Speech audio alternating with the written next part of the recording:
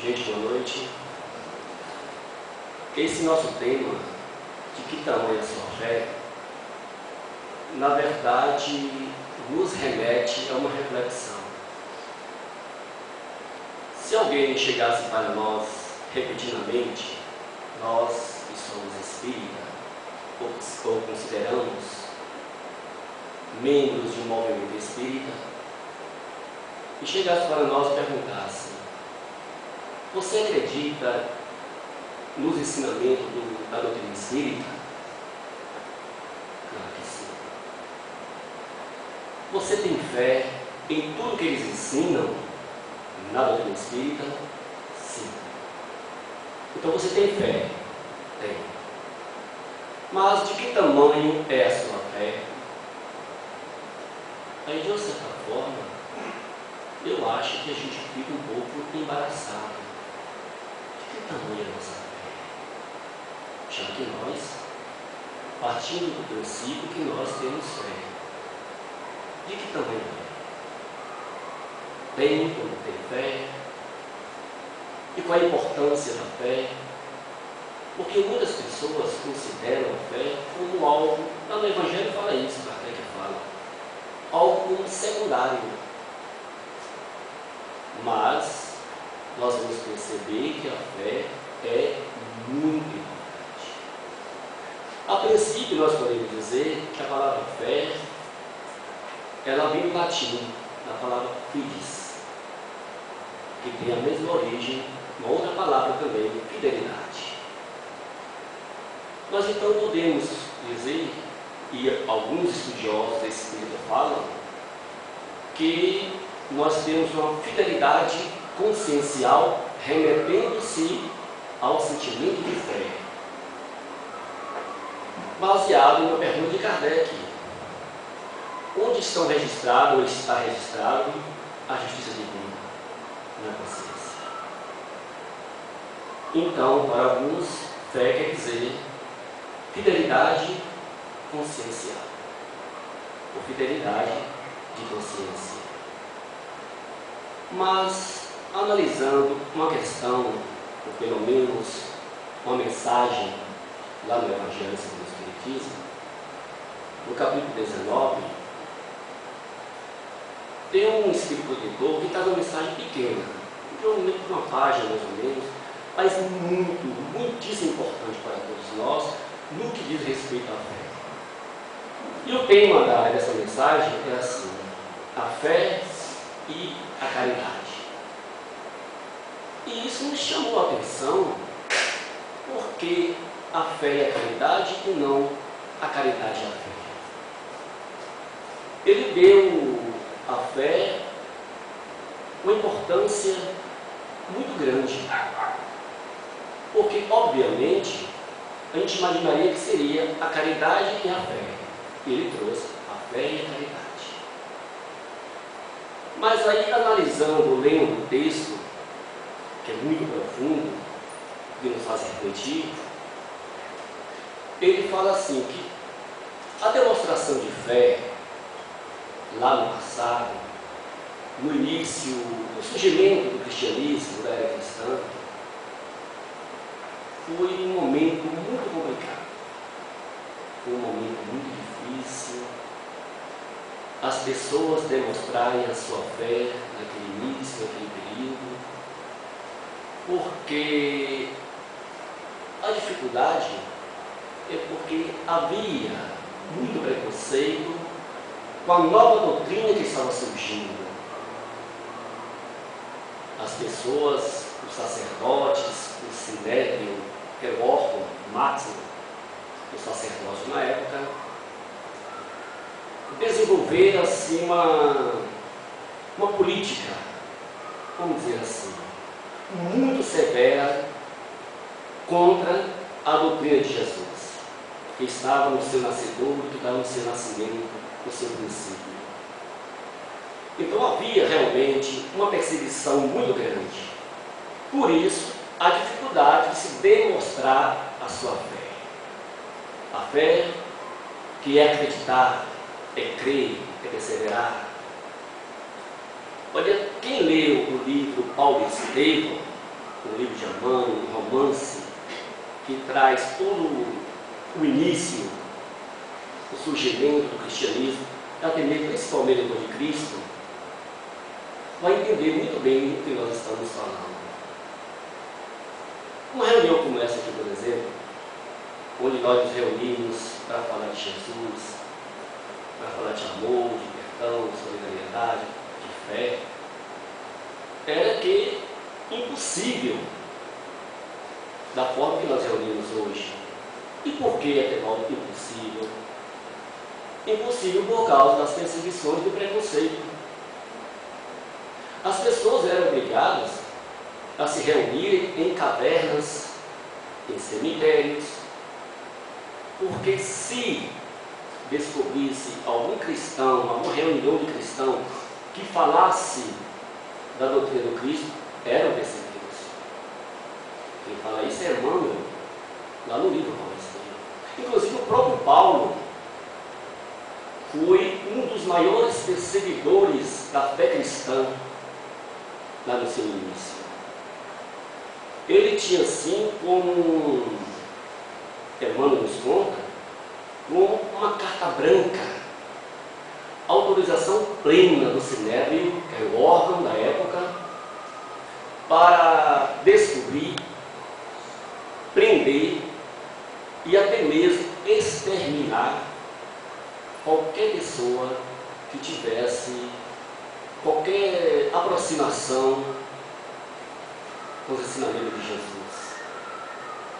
Até mesmo que a pessoa não seja cristã, mas que desenvolvesse qualquer sentimento de bondade, de amor, de solidariedade, de compaixão com o seu próximo, que fosse confundido com o cristianismo, mesmo assim, mesmo que não fosse, mas se fosse confundido por causa dos sentimentos, a pessoa era presa e ia para o interrogatório, dependendo, seria exterminado.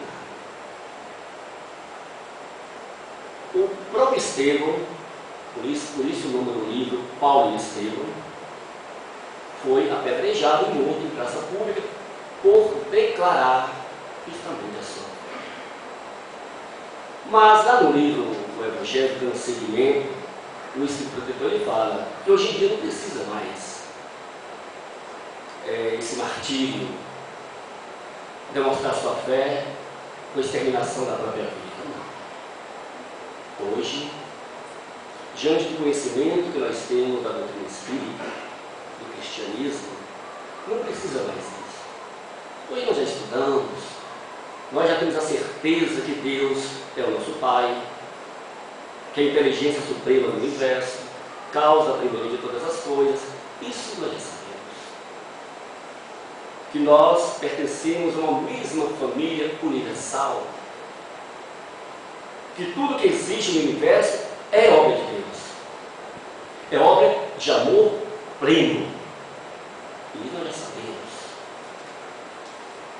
Nós já sabemos que o Espírito é imortal. Que nós vamos viver depois da morte do corpo físico. Que nós tivemos e teremos outras encarnações. Não outras vidas. Outras encarnações. O Espírito é um. Só tem uma vida. Ele tem várias encarnações. Isso nós já sabemos. E a somatória dessas personalidades, que é cada vida, cada encarnação, quer dizer, soma e forma a individualidade, que é o próprio Espírito. Isso nós já sabemos. Nós já sabemos que o planeta Terra é um planeta no atual estágio que está de provas e expiações, onde ainda o mal prevalece. Já foi primitivo, onde o instinto prevalecia. Estamos caminhando a passos lentos para uma situação regenerativa, onde o amor vai perdurar. Tudo isso nós já sabemos, graças à doutrina espírita, graças a Kardec e aos Espíritos. Então, já que nós não vamos demonstrar a nossa fé da maneira que era anteriormente, Como é que nós vamos demonstrar a nossa fé? E aí ele explica. Vencendo a si mesmo, buscando o seu interior e eliminando, olha que coisa, eliminando as 3 chagas e as piores chagas que existem na sociedade humana que impedem a sociedade crescer: o orgulho, a vaidade e o egoísmo. É isso que Jesus pede e que diz o Espírito Protetor lá no Evangelho, capítulo 9, 11. Vencendo as más tendências que existem dentro de você. Porque vencendo as más tendências, essas chagas, você se predispõe a amar, a perdoar e a todos os outros sentimentos benéficos. Mas, para vencer, nós precisamos lutar. E ele fala, lá no mesmo capítulo do Evangelho, e por isso que ele colocou a fé como principal, como primeiro plano, fé e caridade. Porque ele fala assim, a caridade, por si só, ela não consegue trazer ao homem uma transformação social ou individual que o possa tornar feliz. É necessário que a caridade tenha a sustentação da fé. E digo mais ainda, a caridade é impossível sem a fé. A caridade é impossível sem a fé. O amor é impossível sem a fé. Mas por quê? Aí ele explica. Porque a fé é a sustentação de todos os sentimentos. Por melhor que seja a pessoa caridosa, generosa ou amorosa, ela tem, para sustentar esses sentimentos, tem que ter a fé como sustentação. E Kardec fala da fé inabalável, que é aquela que consegue enfrentar a ação ou situações com interferência em qualquer momento da humanidade, porque a pessoa está segura de si mesma. E aí o Espírito escreve mais ou menos assim, porque Kardec também fala que se a fé for fraca, com a palavra, é como se você tivesse com os pés a uma casa fincada dentro de uma areia movediça e ela desaparece. Então, coloca uma situação mais ou menos assim. Vamos imaginar, hipoteticamente, que nós temos uma casa muito bonita. Uma casa com as paredes bonitas. E dentro dessa casa nós temos todos os sentimentos bons. Lá nós temos o amor, a compaixão, a fraternidade, solidariedade, piedade, enfim, todos eles. Segundo o que explica o Espírito Protetor, no capítulo 11 do Evangelho segundo o Espiritismo. Quem quiser acompanhar depois, pode pegar. Ele fala mais ou menos essas palavras. E aí você tem todos esses sentimentos dentro dessa casa.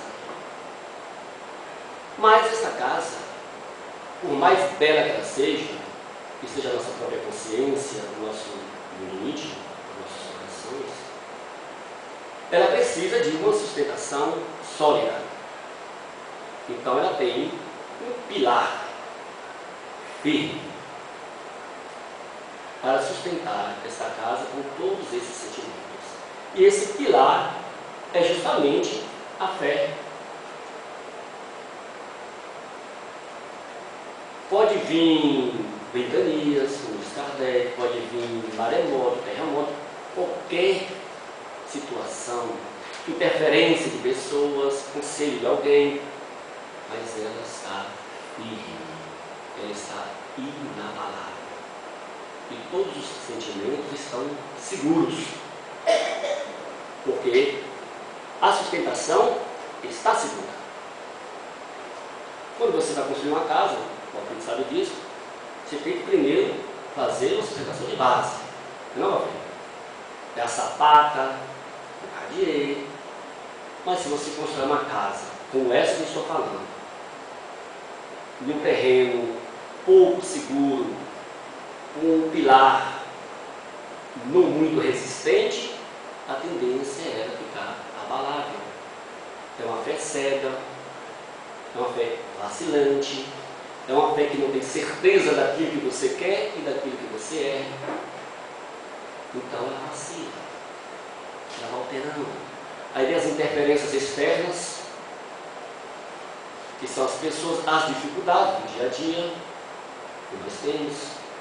Principalmente nos trabalhos que nós desenvolvemos, as dificuldades são imensas, são grandiosas. Mas se nós não tivermos a nossa fé firme, a orientação constante dos espíritos protetores, organizadores dos nossos trabalhos, o trabalho desaba. Como desaba qualquer casa que não tem uma sustentação. Mas quem muito trabalhou a fé e quem muito falou da fé foi o próprio Jesus.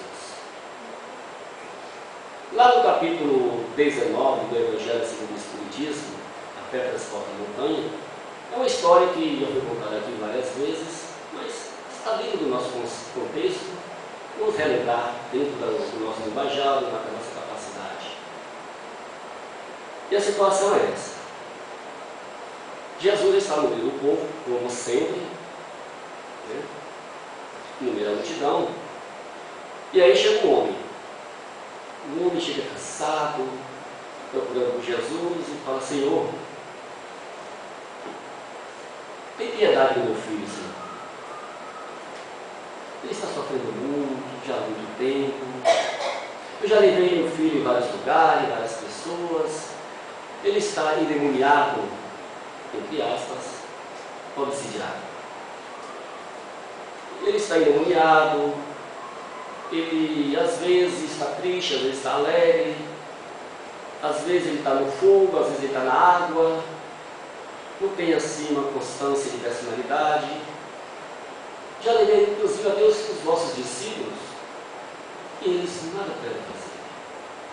Por isso estou aqui, Senhor, humildemente pedindo, tem piedade do meu filho. Jesus então mandou o rapaz, fez-lhe a imposição de mãos, com facilidade, conversou com o espírito obsessor, certamente orientou, ele foi conhecido, o rapaz foi morrido naquela obsessão, instantaneamente. Então, quando as pessoas foram embora, os discípulos procuraram Jesus e perguntaram a esse mestre: nós fizemos de tudo, nós fazemos de tudo para tentar trazer alívio nesse rapaz, mas não conseguimos. O que houve? Porque são incrédulos. Se tivesse um pouquinho de fé, um pouquinho que seja, poderia dizer: essa montanha sai daqui, vai para ali, sai daqui, vem para aqui. Isso não seria impossível. Bastasse que tivesse um pouquinho de fé. Essa montanha que Jesus fala, nós sabemos, são os nossos sentimentos. O que há de ruim dentro de nós? Como se nós tivéssemos um pouco de fé, estiparia todos os nossos sentimentos ruins. Mas tem outra passagem também, em Mateus, que eu achei muito interessante, que fala justamente da fé. Jesus estava, como sempre, no meio da multidão. Todos cotovelavam-se com todos. De repente, uma mulher rastejando tocou na roupa de Jesus. Aí Jesus virou para Pedro e falou assim: Pedro, quem me tocou? Pedro, o Senhor, no meio de tanta gente tocando em vós, como que eu vou saber quem te tocou? Alguém me tocou. Como, Senhor? Alguém me tocou de maneira especial. Especial? Como assim, Senhor? porque de mim saem virtudes. Olha que coisa linda. De mim saem virtudes. De repente, uma mulher levanta, já tinha um problema de saúde, já tinha um sangramento já há mais de 10 anos, já havia procurado vários médicos, várias pessoas, mas ninguém conseguiu resolver o problema. E naquele momento ela tocou Jesus. E Jesus falou: olha, ele alguém me tocou, porque de mim saem virtudes. E aí ele virou para Jesus e falou assim: Senhor, vós me curastes. Ele falou: não. Olha, não.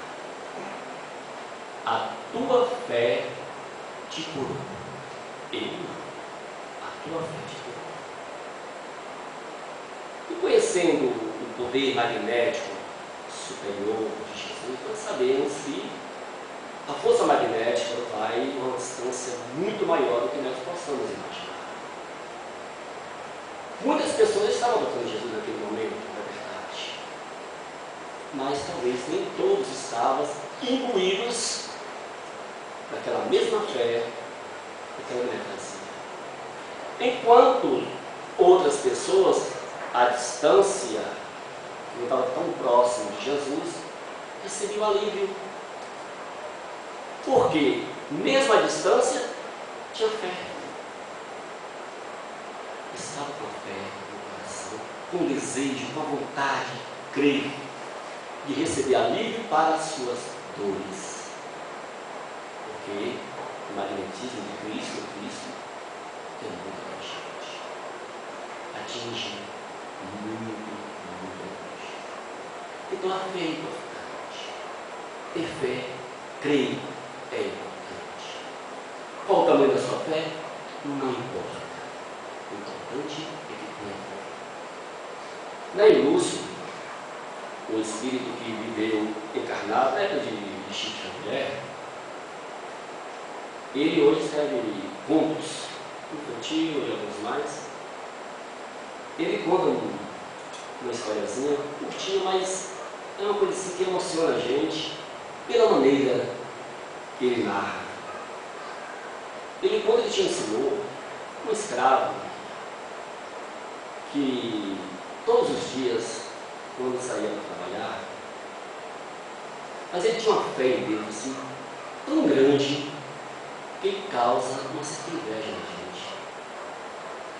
Que ele saía para trabalhar, quando chegava no campo, com a sua enxada, e que ele deixava as pessoas assim, e canteava um pouquinho, ele tirava o chapéu, colocava no peito, fechava os olhos,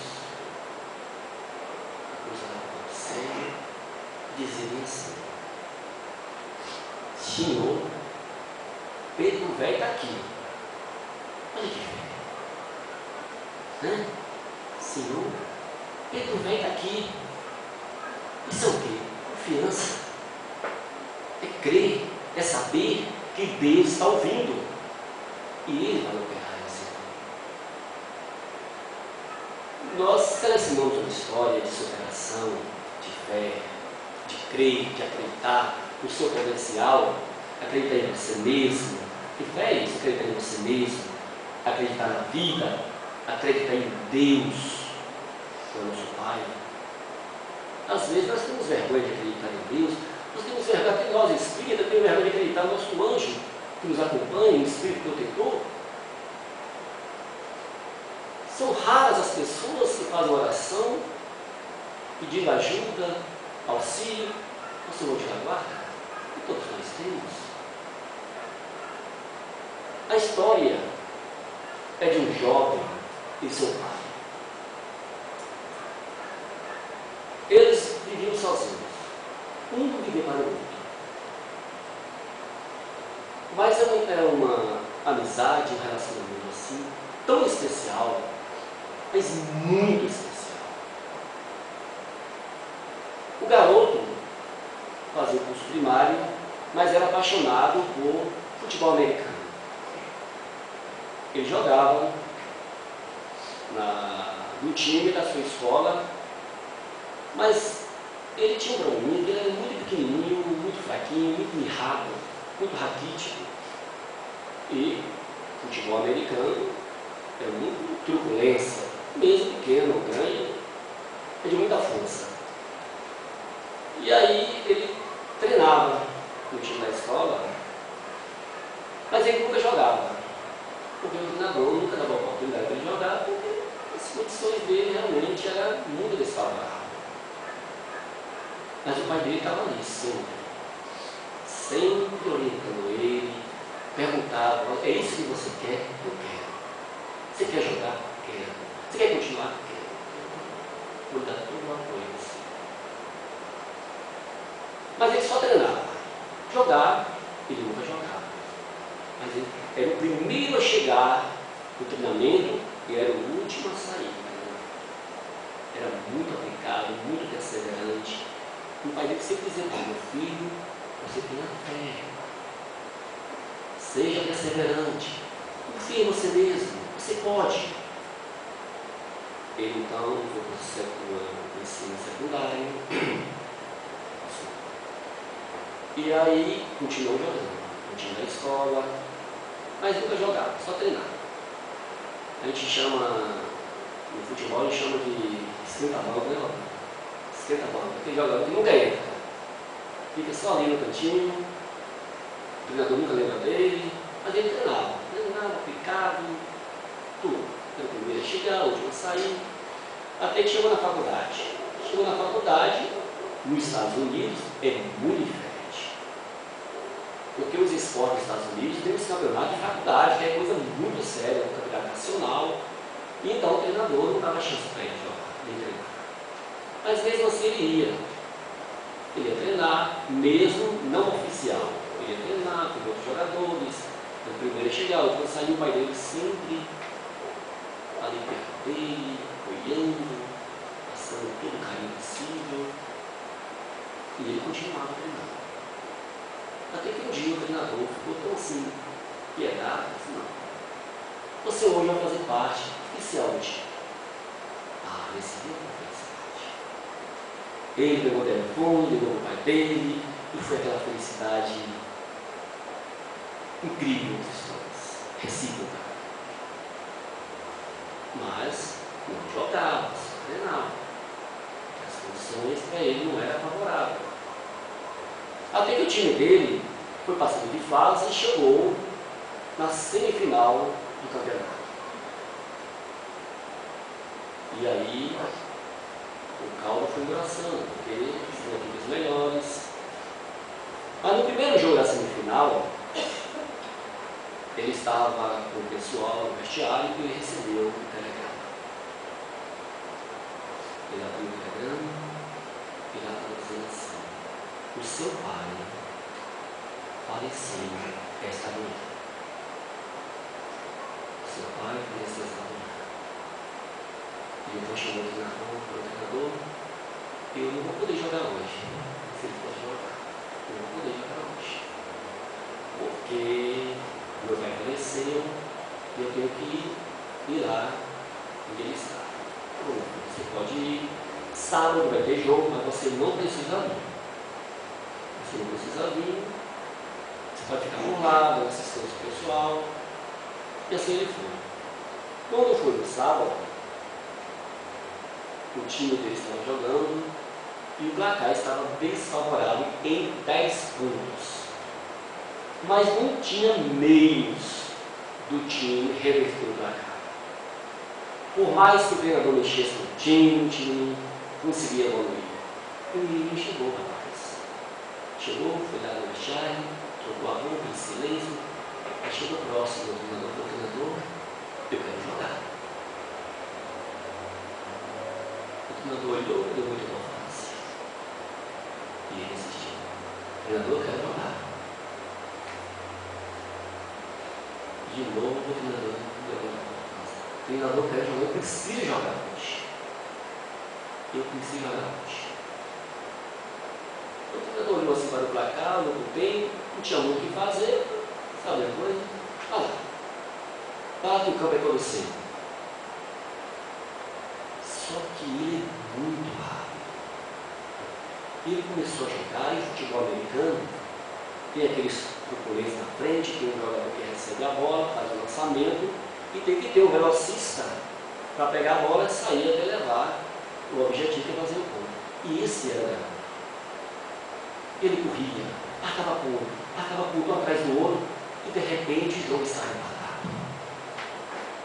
Faltando poucos segundos, ele conseguiu virar o jogo. E o jogo acabou. Mas foi assim uma loucura no estádio. As pessoas gritavam, pulavam, queriam invadir o campo, o rapaz ia jogar para cima, naquela euforia, o resultado imprevisível e diante da situação, e principalmente o jogador esquentador, que nunca entrava no jogo algum, nem na infância. Terminou tudo, ele estava se lutando, ainda um pouco triste. Eu estou na próxima dele, falando: meu filho, fantástico. Como foi isso? Ele disse: eu precisava jogar hoje. Era muito importante para mim que eu jogasse hoje. Mas por que é tão importante para você? Então você sabe que meu pai morreu. Sim, eu sei que você morreu. Você sabe que meu pai sempre me apoiou, sempre esteve em todos os treinos, quando era possível, me incentivava, me dizia que eu era para ter fé. Né? Sei, isso eu sei. Mas tem uma coisa que você não sabe. Porque meu pai é cego. Meu pai sempre foi cego. Ele nunca me viu jogando. Na verdade, ele nunca me viu treinando. Ele ia, me dava apoio, mas ele era cego. Mas ele não viu. E a cegueira dele ficou no corpo dele. Hoje, em espírito, ele veio me assistir. E é por isso que eu queria jogar. Porque ele está aqui e veio me jogar. E em espírito. Por isso que era importante para mim, né? Jogar. Por isso que eu insisti com o Senhor para jogar hoje. Por isso eu lhe agradeço. Que meu pai está aqui e veio me jogar. E assim, quando nós temos fé, nós superamos. Porque, como disse antes, a fé é a sustentação de todos os outros sentimentos. Tem uma mensagem de André Luiz, uma mensagem simplesinha, mas de uma profundidade, no livro de Cornélio Pires. Cornélio Pires hoje é poesias, né? Mas era na década de 20 do século passado. Ele escrevia Caos e Saideira. Ele escritor. Então, lá no finalzinho desse livro, na última parte, André Luiz faz uma mensagem belíssima. Ele fala assim: todo aquele que tem fé, essa é uma atenção, todo aquele que tem fé, que opere e coopere de espírito voltado para Deus, poderá aguardar sempre o melhor. Não é promessa de amizade, não. É lei. Então, todos nós que temos fé, que trabalhamos em benefício do seu próximo, com amor, com dedicação, nos lançamos, e a certeza que receberemos da parte de Deus sempre o melhor.